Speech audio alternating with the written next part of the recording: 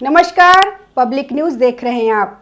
जब से अरविंद केजरीवाल दिल्ली हार गए, उनकी आम आदमी पार्टी सत्ता से बाहर हो गई।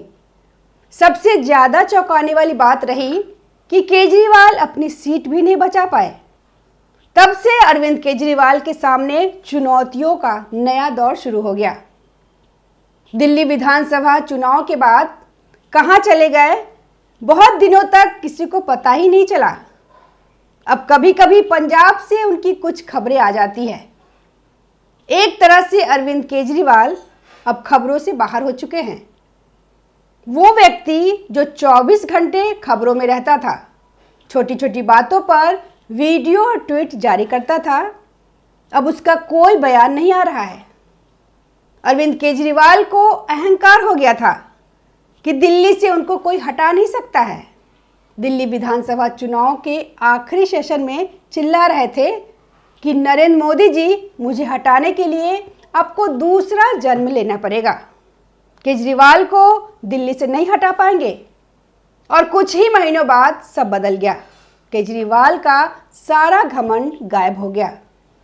केजरीवाल की सारी चमक तो उसी दिन चली गई थी जब शीश महल और शराब घोटालों में उनका नाम आया था। उसके बाद एक और झटका लगा जब जेल गए। उन पर सार्वजनिक पैसों का निजी फायदे के लिए उपयोग का आरोप लगा। लोकसभा और विधानसभा चुनाव की हार के बाद केजरीवाल को बहुत अच्छी तरह से पता है कि पंजाब में भी 2027 के बाद कोई उम्मीद नहीं है। दिल्ली की तरह ही पंजाब के पैसों की भी लूट मचा रखी है। भगवंत मान की हैसियत उनके असिस्टेंट से ज़्यादा नहीं है। लोकसभा चुनाव में बीजेपी का मुकाबला करने के लिए इंडिया गठबंधन में शामिल हुए, इस भ्रम में कि शायद फिर से कुछ चमत्कार हो जाए, लेकिन ऐसा कुछ नहीं हुआ। अब उन्होंने इंडिया गठबंधन का साथ भी छोड़ दिया है। ममता बनर्जी का हाथ पकड़कर भी देख लिया, पर कुछ हासिल नहीं हुआ। अब हालत यह है कि किसी भी वक्त वे फिर से जेल जा सकते हैं। उनकी पार्टी की मान्यता भी जा सकती है। ऐसे में अब अरविंद केजरीवाल छटपटा रहे हैं। उनको कोई तो रास्ता दिखे जिससे वे अपनी डूबती नैया बचा सके। अब तक जिनके सामने सीना ताने खड़े थे, उन्हीं के सामने नतमस्तक हो गए हैं। नरेंद्र मोदी से अपनी बचाव की गुहार लगा रहे हैं। वैसे तो मामला अदालत में है। यह तो अदालत ही तय करेगी कि उनको कब जेल जाना है और कितने समय के लिए जाना है।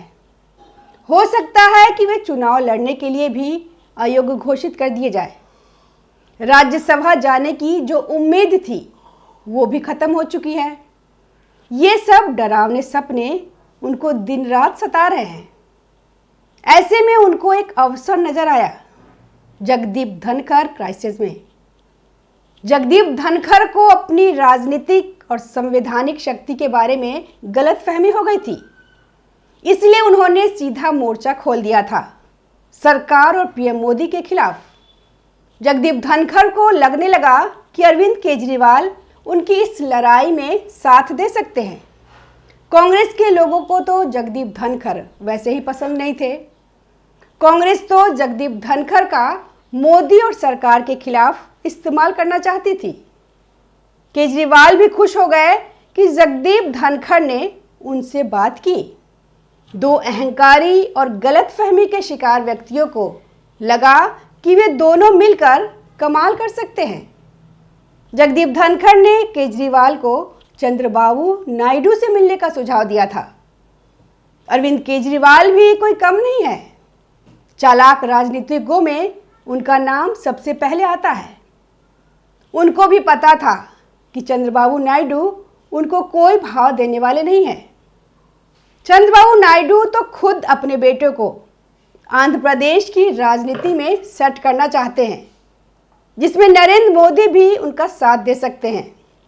अरविंद केजरीवाल समझ गए कि धनखड़ उनका इस्तेमाल कर रहे हैं, लेकिन केजरीवाल ने इस्तेमाल होने की जगह जगदीप धनखड़ का ही इस्तेमाल कर दिया। जगदीप धनखड़ ने जो बात केजरीवाल से कही, वो सब उन्होंने बीजेपी को बता दी।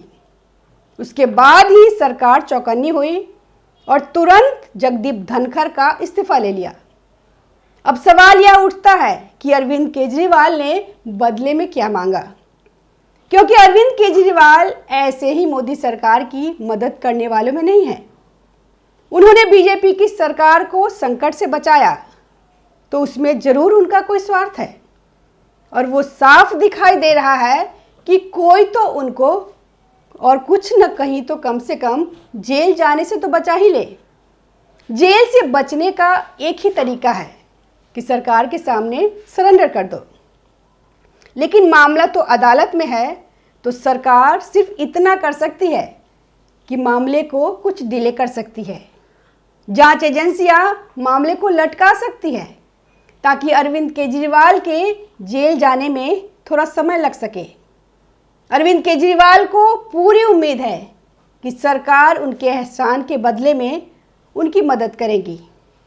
अब देखना यह है कि अरविंद केजरीवाल को सरकार से क्या क्या आश्वासन मिला है और वे अपनी तमाम चुनौतियों का सामना कैसे करते हैं। अरविंद केजरीवाल की सबसे बड़ी चुनौती है पंजाब को बचा कर रखना। दिल्ली में मिली करारी हार के असर से पंजाब भी अछूता नहीं रहेगा। पंजाब में पहले से ही सब कुछ ठीक नहीं चल रहा है। ऐसे में दिल्ली की हार वहां के नेताओं के मनोबल को भी प्रभावित कर रही है। पार्टी के तौर पर आपकी कमजोरी से जोड़ तोड़ की राजनीति को बल मिल सकता है। दिल्ली में अब आप आम आदमी पार्टी की सरकार नहीं है। ऐसे में अरविंद केजरीवाल के लिए एक बड़ी चुनौती है अपने विधायकों को बचाए रखना। कमजोर का साथ छोड़कर बलवान का हाथ थामने की राजनीति में पुरानी परंपरा है। मध्य प्रदेश में इसके कई उदाहरण मिले हैं। अगर यही परंपरा दिल्ली में चली तो आम आदमी पार्टी और भी ज़्यादा कमज़ोर हो जाएगी। अरविंद केजरीवाल आम आदमी पार्टी के मुखिया हैं और पूरी पार्टी उन्हें इस रूप में स्वीकारती आई है, लेकिन अब इस दृष्टिकोण में बदलाव देखने को मिल सकता है। केजरीवाल अपनी सीट बचाने में नाकामयाब रहे, ऐसे में बड़ा कौन जैसी प्रतियोगिता पार्टी में शुरू हो सकती है कि केजरीवाल अब न तो दिल्ली के मुख्यमंत्री हैं और न ही उनकी सरकार है। ऐसे में अब उन्हें तमाम तरह की कानूनी चुनौतियों का भी सामना करना होगा। उन्हें कोर्ट और ईडी के चक्कर लगाने होंगे।